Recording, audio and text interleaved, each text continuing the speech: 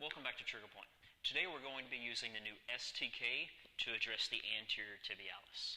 Now the anterior tibialis is a pretty small muscle, so we really just identify it as one zone.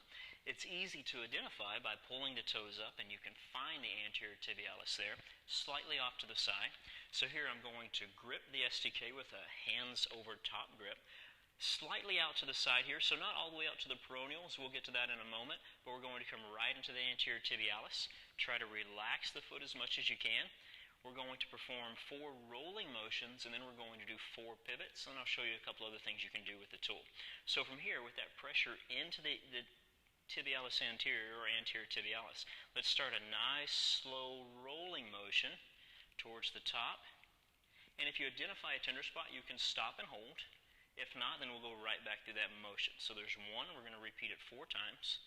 There's 2. There's 3, and we have 1 more here. There's 4.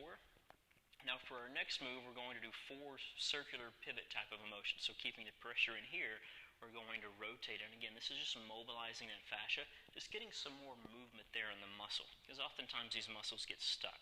And we're going to go through that 4 times. Now you can repeat that a couple of times if you like. Now one of the other things I like about the STK, this being one piece here, we can take and grip that center piece so that way it's not sliding.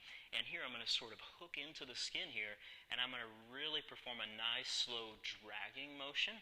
So this is starting with this is starting with myofascial release from a superficial level, and then we can work deeper. So it's a nice slow dragging motion, really getting that fascia to pull. This feels great, by the way. So you can add in 2 dragging motions, and in addition, this handle here is made to mimic the feel of our massage ball. So what you can also do, if you identify a spot in there that's really tender, we can take the edge of that. You can really drive some pressure in there, as much pressure as you feel comfortable with, maintain some pressure, and then we can add in this pivoting motion.